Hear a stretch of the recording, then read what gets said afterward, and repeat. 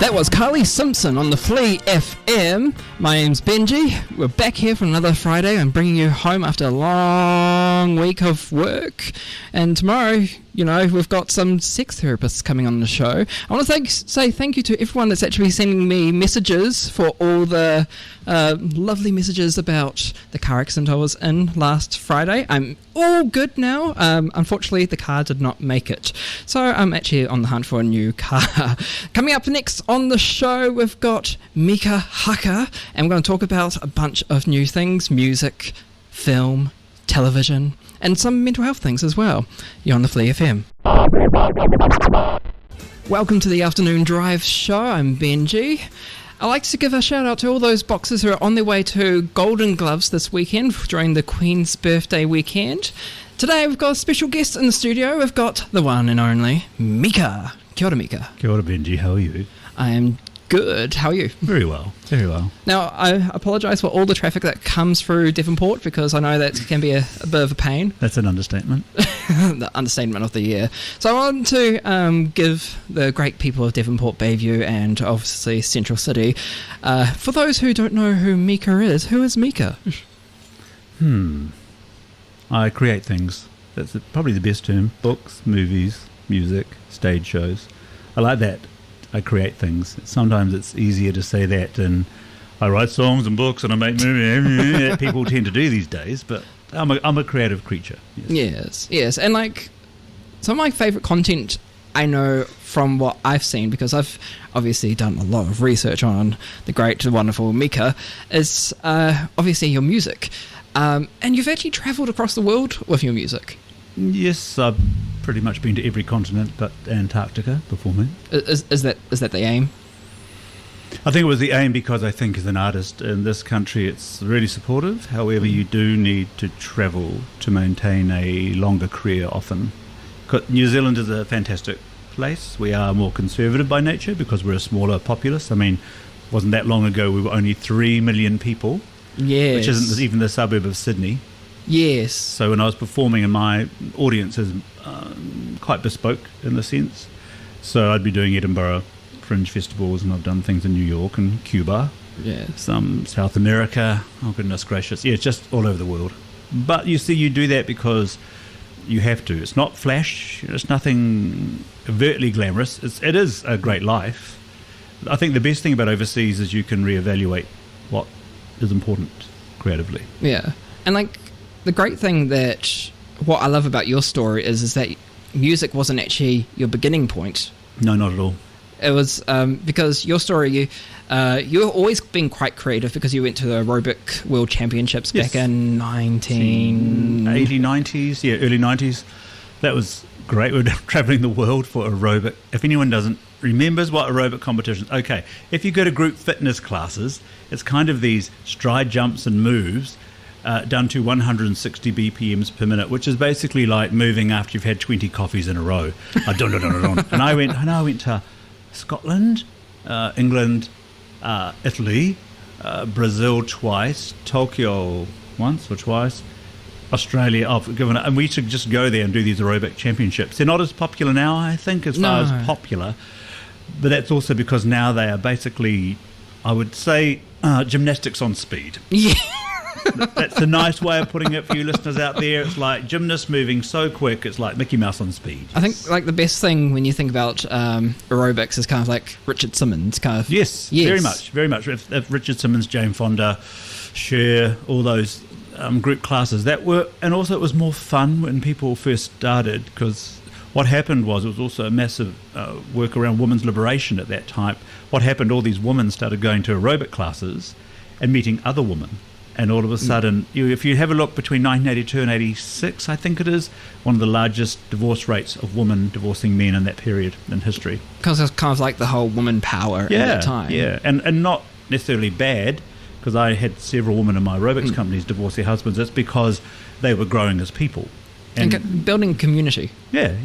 And, we're men, we'll never know what women actually go through. What's interesting when a whole bunch of women get together and how...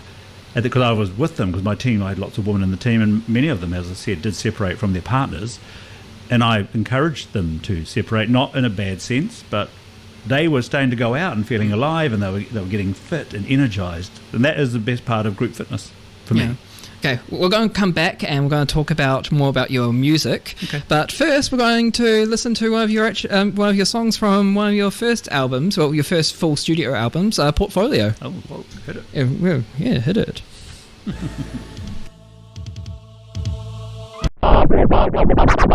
Kia ora, Mika. Kia ora.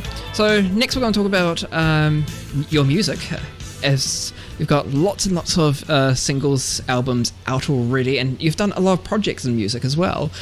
How'd you get into music? I was doing a stage show, where one of my first one-man shows as such, and Dalvanius was in the audience, and I sang this Alison Durbin classic of the time, and he came up and said, "We must record that," and I went, "Yeah, okay." A few months later, I was with Warner Music. They signed me at Warner Music with the fabulous Jeremy Freeman and team, and then they released what was New Zealand's first gay single, which managed to get in the top 50 of the charts, which was quite a remarkable feat considering that of the theme. And the song was called "I Have Loved Me a Man," and I think my point of difference is I wasn't wearing drag, so I was a man on the record cover, and then I was a man in the music video. The song got banned, which today you can't get a song banned, so that was quite a thing. But I was on billboards, I was everywhere, I was banned. It was clickbait at its finest, I would say, back then. But of course, back then, the number of men dying of AIDS and HIV, it was vital that we did as much as we could to raise those awareness, because at that point gay law reform had just come into law, so it was no longer illegal to be a homosexual anymore. And like gay I'm sorry, I laugh now. No, like gay law reform came in 1986, but we didn't actually get the rights to for like law and human rights until 1992. Probably. It all becomes a bit of a blur, doesn't it, after a while? Human rights, you just think everyone should have the same human rights. That's the bizarreness of human rights. Yeah, and it came out like just 6 years after the fact as well. Wow. But for those people who don't know who Dalvanius is, or who've been living under the rock, not the rock, a rock, living under Dwayne Johnson. No, Dalvanius is the producer for Poye. Yes, he created Poye, and he produced myself, Hini Wehi Mohi, Moana, like Mera Te Meta did with me in film, and Taika and all the others. He was for music for many of us as well. He was an amazing, larger-than-life figure would be the word. Yes. He would have 20 chihuahuas. I'm exaggerating. Imagine chihuahuas running through Warner Music. He kind of ruled. He ruled the land. Yeah, he just ruled. He had that personality, and he got Warner to release all these Māori artists, which back then there was no te reo on the radio. Yeah. There wasn't anything. Because if you were Māori, you were singing English language songs, and you were dressing like pop stars. Yeah. And they were fantastic, the Bunny Walters and the Howards and all those things. But he opened that door, and that's what he'd wanted to do. One of the great things I learnt from you is actually through your book, I Have Loved Me a Man, is how te reo language, how it became such a dying language because it was so suppressed during the 50s and 60s. And even till today, we're starting to get more life into it. But going on to that 90s area when we actually started releasing Poye, it still was quite suppressed, wasn't it? Yes, I would say that te reo Māori in all sorts of aspects, it's really this millennium that it's actually starting to become more natural, would be a nice term, rather than forced. Yeah. Of course, there are people who have a fear of any language, thinking that the whole nation's going to start speaking te reo Māori tomorrow. That's not going to happen. However, it is being revitalised. I like to use the word revitalised. So in all my te reo Māori music, I like to explore subjects that maybe other musicians might not. Like my big thing is working with people who don't have any te reo Māori at all. I'm talking about Māori who don't have any te reo Māori, and letting them have a go without the trauma. Because the problem, if you're very brown and someone starts speaking to you in te reo and you don't, you can't help but have that, oh, gee, I should be able to speak Māori, but I can't speak Māori. So all my work is about that. It's about that small percentage, large group of Māori who don't speak te reo and have a whakamā, a shyness, an embarrassment about it. Yeah. There is also another thing. Anyone who can afford the time and the money to learn a language of any, generally has the financial resources to have that time, and many Māori who don't have that time because they need to be working or looking after whānau and family and things like that. Yes. With your music, your second studio album, you had Mika Haka, which is fully te reo songs. And you told me a while ago that this album was important to you because it was Māori people creating a Māori album. Yes. And just everything from step A to C was... Yes. Yeah. It was the first time I had the designers, the producers, everyone involved Māori. And it was interesting because there are always challenges when you try to work, if it's just women or just LGBT or Māori. But however, I did it and it was a project I'd always wanted to do. I've done so many albums in te reo Māori now. I don't know, what, 7 or something with other singers, etc. However, I like language. I've sung in French, I've sung in Spanish, I sing te reo. I think languages are quite beautiful in music. Yeah, and I've always seen how you have nice flow with the language as well, especially with Mika versus Fashion as well.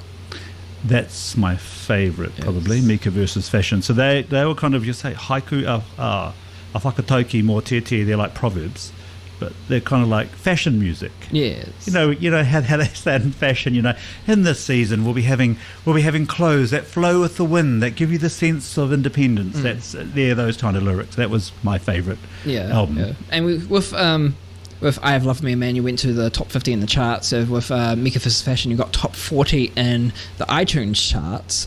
Do you have a favourite song? A baby per se? Favourite song? I have several. Depends on the mood. I can... Gosh. Yes, I actually do have favourite songs if I think about it, because I still sing them. Coffee, of course, is my dance which I'm sure we'll be getting sometime today, because if anyone knows Benji, he does tend to have coffee on rotate at periods of time. I'll put that on next then. Coffee is... Coffee's a fun song.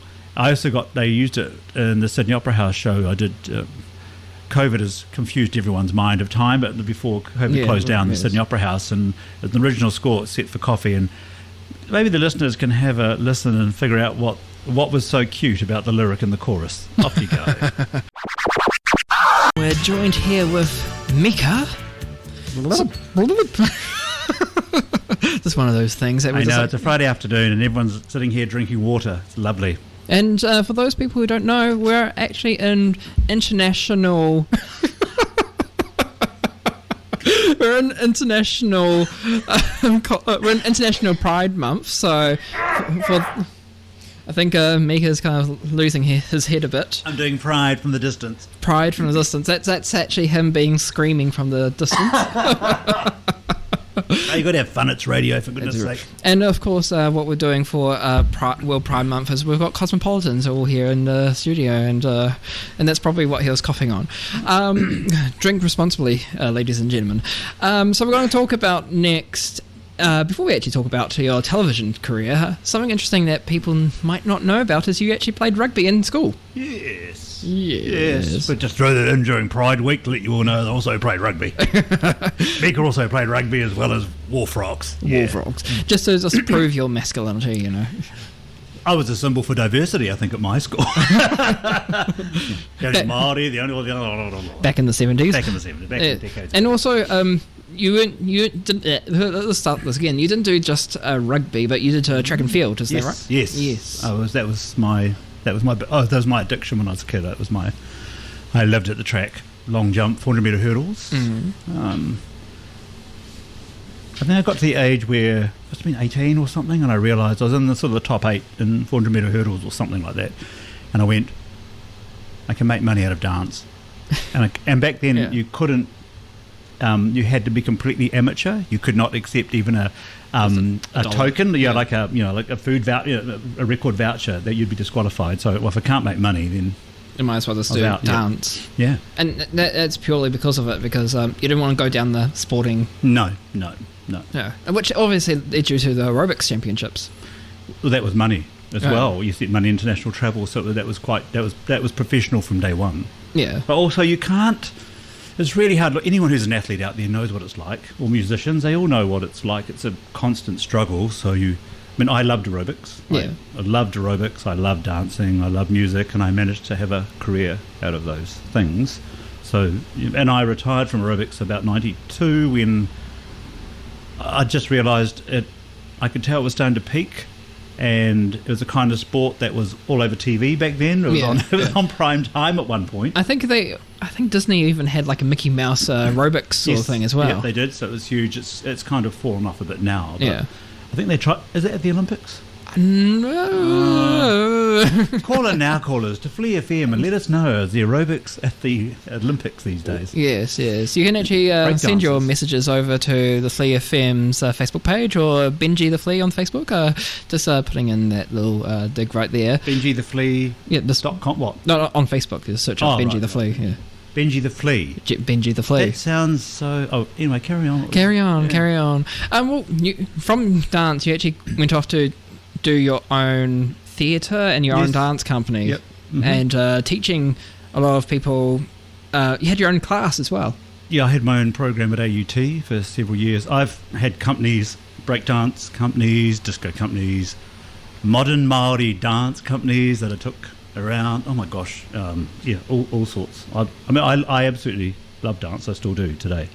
I think the beauty of dance and aerobics and rugby and I went to National School of Ballet, for example, for a short period until I realised it wasn't really what I wanted to do. I love the class of ballet. If anyone's ever done a ballet class, it's really hard. It's intense, but it's great for the body. But I don't like dancing ballet on stage, if you get my drift. Yeah. Well, my sister was a professional ballet dancer for a short period of time, and when she was first starting out, when she was a kid, they put marbles in her shoes just to get her on her toes. That's right. Yeah. That would be right. Yeah. That's probably your band. I had Christine McDonald in Christchurch. She was a chain smoking, cane whacking. She had a cane. She'd whack you. Get that leg up. Get that leg up, and she'd whack you. And smoking and not blowing the smoke directly in your face while you're doing a développé out to second. And you start coughing, and she'd go, "Oh, stop that! Sort yourself out. Get your leg up. Get tougher." Yeah, where's Christine these days? That's the kind of ballet. That's why ballet's not popular anymore. You need a few more Christine McDonalds in there. Yeah, so there's just a scar tissue that's coming off your feet and legs and whatnot. We'll talk about television, your television career next when we come back from the break. But the next song that I've requested is probably one of my favourites. Is your very first one that you released is "I Have Loved Me a Man." That was what the song that we spoke about before with Delvanius. Yes, so Delvanius produced "I Have Loved Me a Man" back in the late 80s. We're still trying to figure out the exact date. And this is my first single released with Modern Music. Mika, I have loved me a man.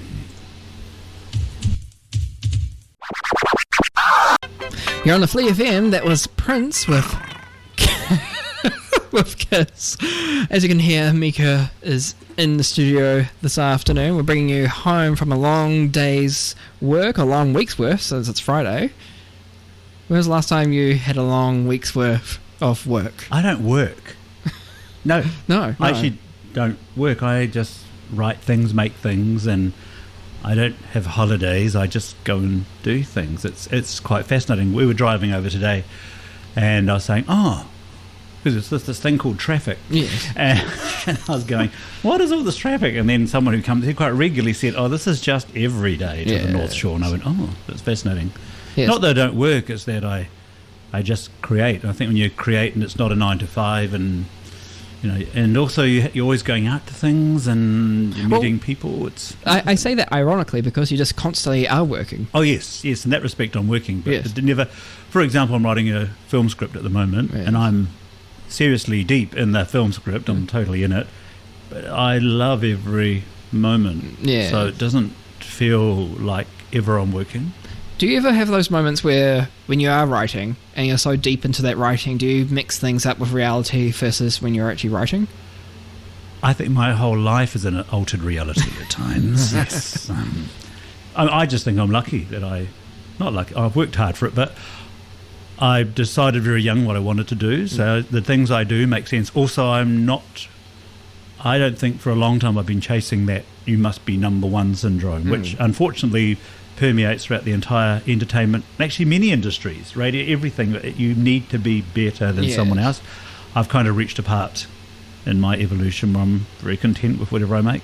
Yeah. And I'm lucky I can make the stuff I make, because I'm sure listeners this afternoon are hearing songs you probably haven't heard before on this very relevant music station. We're not saying adult contemporary at all. But Well, all music from that they haven't heard 10 years, 20 years ago. that's right, exactly. Yes. Yes. So you've started off your career and well, not just from your dance, but also with your television that you've done, especially with I think the first one was not Swimming with Sharks. It's Shark in the Park. Yes. I was an actor. Program called Shark in the Park, which is like, it was a primetime cop show when I was a cop. Yeah. And I went straight from that and played Carmen in the documentary, the Māori drag queen. And then I released I Have Loved Me a Man, and I couldn't figure out why they didn't ask me back for series 2 at the time. I was like, but I've done a gay single and I played a drag. Oh, and the piano. I was in the academy. Piano, yeah. So I played the gay boy on the tree with Harvey Keitel. And I'm like, why don't they want me back to play the straight Māori cop? I just couldn't figure it out. if anything, like that sort of thing, especially with the piano, you'd think that they would want you back because it's something to talk about. We're talking about a period where, when they cast me as Constable Ra, they, hard to believe now, listeners, but there were so few Māori roles on television. They were walking very thin, like some episodes that had me speaking te reo, some I spoke none, all very well-meaning Pākehā directors and writers who really had no idea. So they were always on thin ice. So, of course, I suggested they let me come out and be a gay cop. Well, that was just too much. He was Māori and gay. It wasn't going to happen. No. And they did the right thing by not bringing me back. I mean, I'm pragmatic, understand, about my acting, singing, etc. But I knew what my brand, that's what we call it now, was going to be. And I played another policeman in another film later. And then when I finished it, no, I don't want to do those roles. No. I don't need to be challenged in that respect. Yeah. You know? I mean, back then, straight actors used to pretend they were gay on films so that they could be an actor. It's quite funny now. You got to laugh. You do have to laugh because it's a different woke world now, but I understand there was a period where people did things. Yeah. Like when they did the Funny Ha Ha comedy special cup, I was on that. They asked everybody on it. And the questions I was asked, some of the younger comics find things that Billy T. James said and those that you're really offensive now, and I said that was the time. I mean, Howie the Maori, he did that. I think he had that sort of song himself, and that's how it was, because if they didn't, much like African Americans, to be able to play to the money audience who were white, they had to play a bit of the pickaninny. That's just how it was. Now, speaking about a little bit of television, when I was looking at that music video that we were playing in the background, I Have Loved Me a Man. Was that David Tua's trainer? It is August Lamb. August Lamb, yes. That's got me by surprise right there. Yes. Yeah. Do you remember any of the cast back then, even like the drag queens? Or there was Testicle. Testicle. That's her name, Testicle. There was, but August Lamb was also one of my dancers. I took him to the Adelaide Fringe Festival one year, and he toured with me in my New Zealand tour as well. And it was about that tour he met his fabulous wife, who is just, they're still together for these years, and they've got a tribe of children. That was. I love those first shows that I did back then. I think I did Uncooked, Meta Tamita, directed that. Then Dalvanius helped with music, and then I did Uncut, Totally Uncut, and then I did so many. But that was the stuff I loved, because it was grassroots. I was learning to produce, learning to tour, learning to pay people, learn all that stuff that is really valuable now. I was doing some archiving the other day, and I came across a bunch of your interviews that you had with like John Campbell. Oh, right. Yes. Yeah. There's so many. I'm sorry, I just can't remember most of the And interviews. also with Strassman. Oh, yes, Strassman. Yeah. The puppet. Yeah, the puppet. That was quite a good one, I believe. And that was like primetime TV, and And I New was pretty Zealand. risque. Yeah. I mean, I think it's harder to be risque now because there's become TikToks, etc. Yeah. There's more of a shock value than risque. Do you get my drift? Like some of the we just aren't as risque as we used to be. It's harder to be risque. It's harder to be banned. Yeah. I think if you're banned now, you've got to be. It's pretty gross if you're banned now, aren't you? Yeah, You know, yeah. I think it's. And pretty also, I saw an interview with, was it Good Morning New Zealand for Good those morning. international Yes. listeners, because we do actually get listeners from the UK.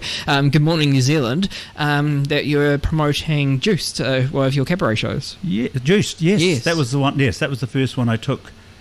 I did the Barcelona Olympics, Edinburgh. I did London, New York Men's Health Crisis. That's right. I got a Winston Churchill Fellowship, where they gave me a lovely amount of money to travel the world to. I was trying to. This is the AIDS period, listeners. So there was a period happening where literally I stopped counting at 45 the number of men I knew who died of the virus, and so everything in my life at that stage was about that kind of activism. So they gave me funding to go and look at what other people were doing around the world, and just happened to be the Barcelona Olympics at that time asked me as well. Yeah. So it was that was me on my own with one backing CD in this little backpack in these huge Doc Marten boots with a mohawk hairdo. Yeah. I think Elton John had been on before me in Barcelona, and I'm out the back going, what the heck do you do after Elton John's been on? You know, me and my backing tape and a mohawk hairdo. But that was the time. That was the last time I got nervous. I don't get nervous on stage. And it's not the first time you did stuff with Elton John, because you performed in 1998 in, what was it? It was in London, in the London. Royal Albert Hall in London. Yeah. And you were playing Titi Ahiwai, That's right. your opera version of it. And then, was it like before you was Elton John as well? He was definitely before me. I remember that because I saw him. I can't remember. Was it Kylie? It comes a blue. It was a lovely night. Ian McKellen, he was running the event. And not a lot of people know this, but that was actually televised on TV3. Yes. Very good. See, so today, listeners, we have the official Mika archivist, I believe, in the studio called Benji at Flea. It is fascinating how people often remember things. But you see, as an artist, that is your job. Yes. Like, I know that Barbara Streisand said it once. She said it's not the song, it's how you connected with the song or the TV program or the comedy show. So, yeah, that's our job. If you think what my job is to engage. Not always entertain, but engage. Fast forward to more modern times. Is that very poorly said? Fast forward to the noughties in the 2000s. Yeah. You started doing a lot more of your television work. Yes, I had my own two TV series. Yes, 2 TV series and my own Rugby World Cup TV special. Yes, and just to name a couple, we've got the Tamika show. Yes. Mika Live. And then Rugby World Cup. In 2011. The Aroha Mardi Gras. Yeah, Aroha Mardi Gras, which is one of my favourite shows. Free show, I think 15,000 people arrived at the waterfront. And I'm still hoping one day that we can actually see more of that. Will you be planning on doing another show like that one day? Maybe not. I'm probably I had the opportunity to do another Mika's TV series. I think something happened. I just wanted to do something more in the film world now. Yeah. And one last TV series that is still quite regulated through Māori television is Matika. Yes. Yeah, that's my health stuff. So I had Car Life, Car TV, Matika. They're all my health entertainment programs that I was running when I was in one of my charities. Yeah. That I was doing free exercise in schools. Yeah. So how much caffeine do you consume on a daily? A lot of caffeine. What kind of coffee do you like, Ben? Exactly. We're going to take a break and we're going to listen to another song from the Mika Haka album. This is Te Reo Ahiwai. Did I say that? Did I pronounce that? Beautiful. Beautiful. This is Te Reo Ahiwai.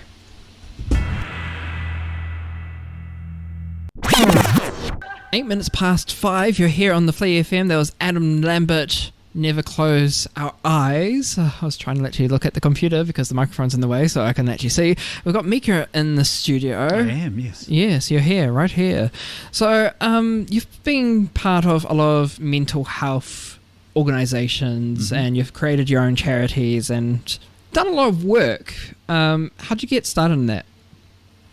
I first wrote my first work about suicide in the 80s when I was in the Māori theatre company, Te O Whakaari, and we weren't allowed to do it because you couldn't talk about suicide. Hard to believe now, but you couldn't talk about it then. And then, of course, when AIDS came along and dozens of people were taking their lives because there was just horrible deaths of so many people, and that's how we got interested. And then, of course, in this new millennium, we've noticed the amount of young rangatahi who are self-harming. I've used the word self-harming a bit more now in my new way of thinking rather than suicide prevention. Just, it's a easier thing for me to grasp onto. There isn't any solution around suicide. This much we know. And the thing what I've learned, Suicide Assist, which Lifeline do these fantastic courses that I did. And the biggest advice I can give to anyone, so a parent with a young child, teen, whatever, and you start getting those gridlock angst where you can't agree, sometimes you've just got to be quiet and let the young one talk. Yes. Just let them talk. And if they can talk things out, sometimes that's more helpful. Here's a good example.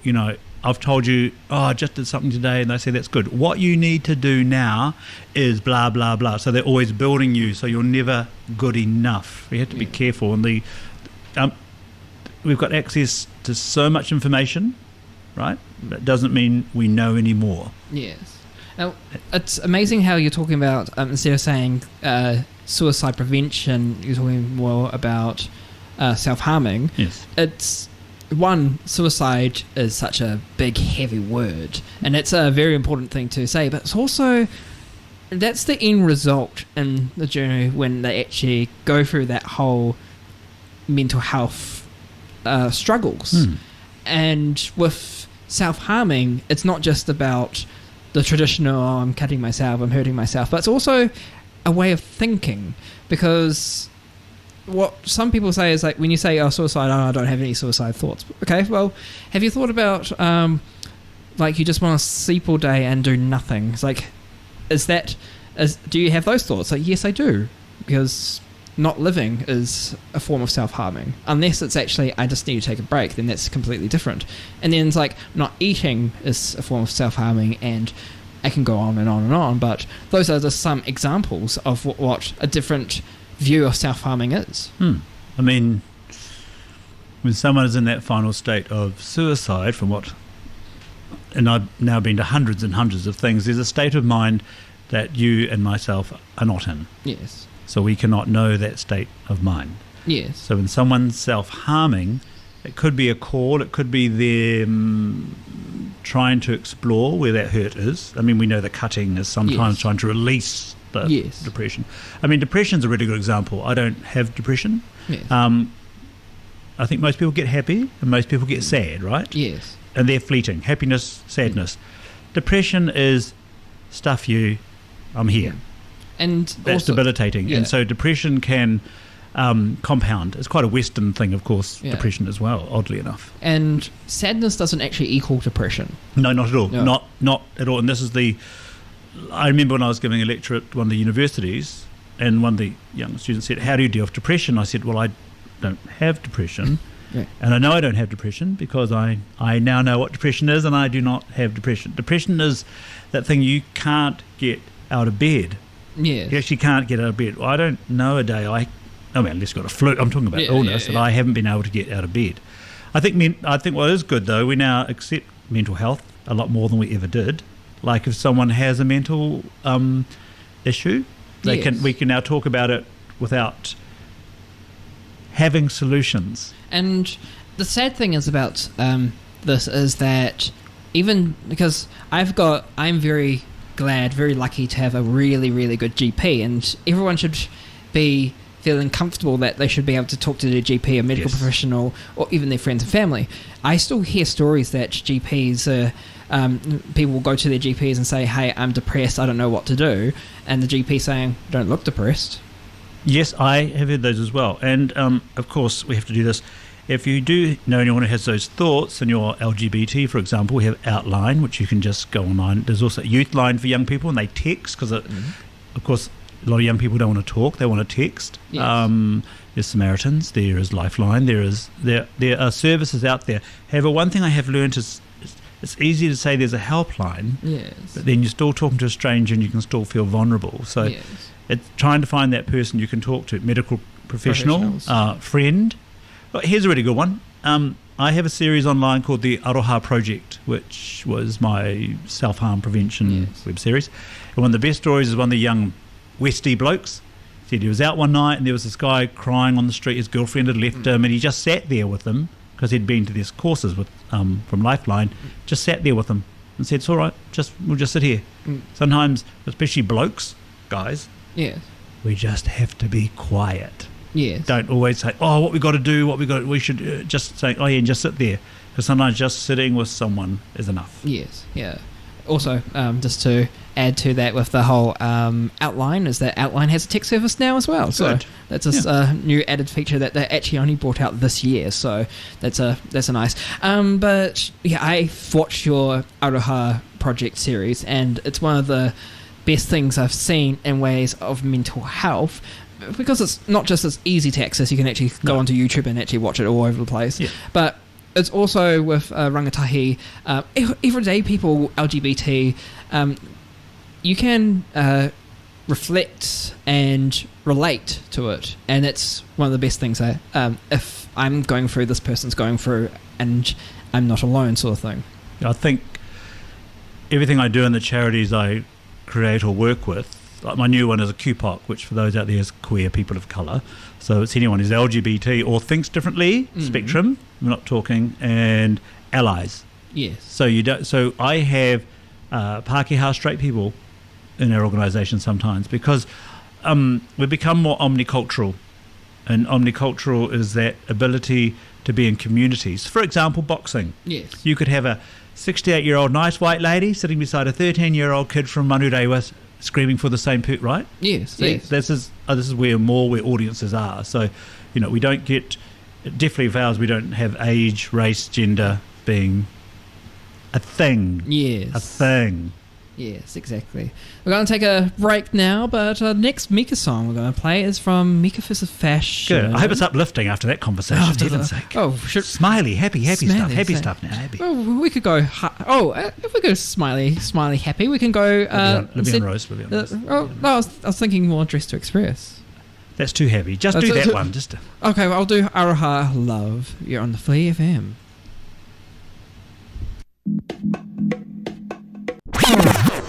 We've got Mika in the studio, and just a random question. Not so random because we're prepared for this. What new music projects that you've got coming up? Oh, well, actually, I'm working with this really good band actually for about last year called Downhead.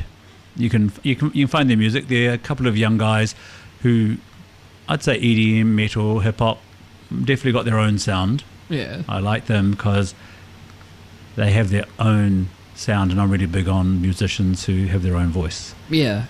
Hunter Rotherham actually is working on some of my films at the moment as well. And their next tour will be down the Hawke's Bay. Yeah. They did a tour recently, and about 2 weeks ago they headlined at the AMPAs, the Aotearoa Music Photography Awards. Yeah, and is it you did with Downhead a performance with the tennis? Oh yes, the Māori Tennis Classic down in Wairoa. We did that. Yeah. Oh, a few months ago now. So dates do tend to blur, listeners, I'm afraid. So 1988 could be 2008, to me. But no, they're called Downhead. I suggest you'll go and check out some of their tracks. Their first album's called Chernobyl. I just think they've got something that's fresh, and I think in today's world of music, you kind of need that. Yes. To stand out. Yeah, and I have listened to their music as well, and I've had the honour to listen to like a little preview of what's coming out later in the future. Yes, on which your you're not movies. talking about right now. I think We're not- very we're not good. I know that. Watch out, listeners. He does that. He's got a mouth like he's got a mouth like a clickbait newspaper. But like, what I like about it is like they've got their own sounds, Yes. but I can see influences as well. Yes. Like I've seen influences from like Linkin Park, Rammstein, and it's not like this generic band that's coming out of a garage. They're actually really good. Absolutely not. No. I mean, they. You talk about all those influences. I think I had a metal band in early millennium, plastic Māori band that I took to Montreal and places, and I've always kind of liked metal, not all forms because metal is quite broad. Yes. I do like metal. I'd definitely be more Linkin Park. I like Marilyn Manson, things like that. I mean, I think music today is you've got to have something that's unique and different. I mean, 26,000 songs a week released on Spotify, am I right? Something like that. So that's what you're up against every single day. And then you've got to compete against the number one classics that have been there forever, which are being played on the station all afternoon. It's lovely. Yeah, exactly. So I want to talk about this song, and since it's got such a long intro, I'm just going to start playing it now. Yes. This is Love on Rose. Oh, yes, Love on Rose. And this is once it actually starts. There we go. There we go. So obviously this is a cover from Grace Jones. Edith Piaf originally, yes. Edith Piaf, yes. Edith Piaf, and then later on Grace Jones. Yes. You've done something with Grace Jones, is that right? In '94, I warmed up at the Roxy in New York, and I was on stage, and I was very happy with my show. It was early. I don't know, it might have been 10 p.m. Grace didn't come on for about 6 hours afterwards, so she never saw me. But it was the Gay Games, actually. Yes. Yeah, it was the Gay Games, and we got there, and the person who was producing all these shows had gone. Yes. So we all got there from all over the world, and there was no shows. But I was very lucky. There is a Lifebeat. Lifebeat is music's response to AIDS. And a great man, Tim Roster, got me the gig and introduced me to a woman called Camille Barbone, who was Madonna's first manager. And Camille took me under her wing and taught me everything about Mika I needed to know. Well, this is Love on Rose, who Mika actually opened for Grace Jones. I think it's got a bit longer yet before we're just chatting. Well, let's let the listeners have a nice chill. There we go. Have a nice chill.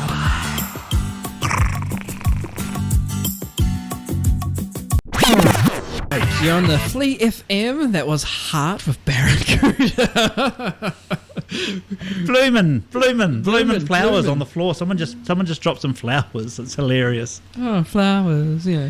So, you've got this. You've been working on this project for such a long time, and it was released in 2020. Yeah, 2020. This is what we're talking about. Is the short film Girl. So, Girl is the short film about Carmen, New Zealand's infamous Māori drag queen from the 1970s, which is being released worldwide, streaming on the 1st of July. So, Girl, it's spelt G-U-R-L, because in the old-fashioned days, the gays would go, "Hey, girl," like that, "Hey, girl." And it's a short film. It's about one night when Carmen met a very famous former All Black, and they became lovers for a night. Now tell me, who is that famous All Black name? Yeah, good luck. You're not going to get the name on the internet. No, it's never going to happen. No, tell us now, who is this person? Where do they live? No, Carmen and I are from very old school where we don't kiss and tell. No. Well, I think it's not just like you and Carmen, but like it's generally it's almost unwritten gay law. You don't out someone out. Someone else out. You're joking, aren't you? No. We're vicious, evil people. There's nothing nice about gay. Good Lord. Well, I think too that Carmen and some of us, just a bit old-fashioned, some things should stay with you. It's just that simple. It's everyone in your life has people who should just stay with you. Also, the man concerned was never homophobic, didn't do anything anti-gay, that sort of thing. So there's no reason. And they went on to get married, of course, had children, there'll be grandchildren. They don't need that. It's just not important. So, right? I had the pleasure of actually watching this at the New Zealand International Film Festival during the COVID times, where for the briefest moment, we were out of lockdown for the briefest moment. We got to see a bunch of lovely short films. Of course, your short film got the loudest reaction of the cackles and laughter and the hoary laughter in the audience. Yep. And it's just like such a surreal moment to see your film on the big screen. You got the audience award. Yes. And you got a lot more awards because the film is being overseas. Yeah, I've got to the film festival I wanted to and the distributors. I think won about 8 or 10 awards. Best actor for Jay Tewake, best the soundtrack I wrote won the New York City Independent Film Festival award for best soundtrack. Lots of awards. I think I've achieved what I wanted to as I prepare to make the feature film, which is now definitely in the pipes and happening. However, COVID stopped everything, hasn't it, for the last few years? No one's done anything, so now we're just coming alive now. Yeah. And one of the most amazing things is that you see this film going into the most randomest of places, but randomest countries like Brazil, obviously the States, somewhere in the UK, and it's great to get our stories out there across the world. Yes. It is, again, much like music, highly competitive today to get into things. So I'm very happy with where Girl has gone and is still going. And the best part is I've had at least 10 film festivals or groups message me wanting the film, which is really, really nice, because often when you make things, you're hustling them out there to get sold or get brought, and they weren't. So I'm really happy in that respect. The other thing with the soundtrack is I'm not singing on the soundtrack. I wrote the songs, and I purposely got other performers in, because whilst I'm in the film as well, I wanted to really explore other singers. I mean, Jackie Clark is singing on it, Jay's on it, Regan Taylor, who's in the... Oh my gosh, sorry, Regan. There's a whole bunch of those, Māori volcanic type bands. He's one of those bands. Alan Jansen, of course, who made How Bizarre. He produced it. Mark Dennison and Penny Dodd both did the musical arrangements. So we had 25 musicians and singers in recording the album. And I remember Penny Dodd, who does a lot of APO stuff. Yes, right? Yeah, she was probably best known for a long time for being Miss Christmas in the Park. Yes. She did all the music forever for Christmas. She doesn't do it now. And Mark came along. I think she was working on another musical at the time, and Mark Dennison came in. Yeah. And he took over, and he brought a whole nother level to it. I mean, what they can do that I can't is they score. Yeah. So Penny, when I worked with the APO, scored all my songs with 79-piece orchestra. So every piece has a piece of sheet music she has to score. It's such, I don't know how they do it. It's a certain brain, that's genius brain of music that I can't do. And you've got that long relationship with Penny, because you've done Switch Bar Salon Beaker. Yes. You've done APO at Altair Square. At the Altair Theatre. Yeah. It's now called the Dame Kitty Tukanawa Theatre at the Altair Centre. And did you do something in one of the churches? Oh, yes. St. Matthew in the city. I did a night in 2017 where I was raising money for the city mission. Yes. So we had a quartet that night with Penny. Yes, we did that. And Michael Knapp did the production design, and I think we raised about $5,000 or more for Auckland City Mission. Yeah, Auckland City Mission. And I got Sanitarium to bring in so much Weet-Bix, they'll be happy for weeks when they brought all the Weet-Bix in. So Sanitarium. Yeah, it was. I mean, I'm kind of like that. If I get into something, I get really into it. I mean, I went and saw the CEO of Sanitarium, said what I was doing. I went straight to the CEO of Sanitarium and said, I'm doing this thing, can I have some food? And I think New Zealanders are pretty generous, really, overall. Yeah. I think we are a pretty generous lot. It's unfortunate there are so many people who are rough sleepers now in this city that we live in. That's more an indication, I think, of mental health services and the welfare system. It's unfortunate that there isn't a place that people can feel safe. I mean, look, right now it's thunderously rain out there. There are people in Auckland City right now who'll be darting under bus stops and will get drenched wet. Well, we have to help them. Yes, exactly. And that's our role. I mean, for heaven's sake, we're able-bodied. We can do things, and that is kind of your job as a human, I Yes. believe, but not everybody thinks that, of course, but that's okay. We're going to go to a break. We've got Frankie Stevens. And we actually might play E.T. Wah later as well from Brady. Brady Petty. Yes. Brady Petty. But when we come back, we're going to talk about the Carmen feature film that you're currently working on. We shall talk about that briefly, yes. Briefly, because you just spoke about just before, so we're going to just do a little briefly. This is Shake It Up, Baby.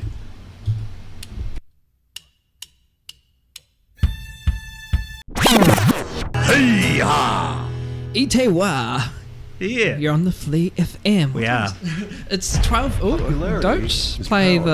don't play the ads on YouTube. Well, we're very professional today, listeners. It's all go. Everything's happening. We're dropping flowers and all sorts of things.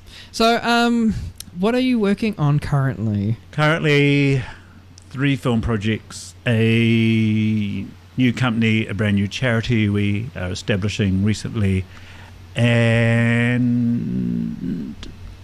it sounds like a lot, but it's quite focused.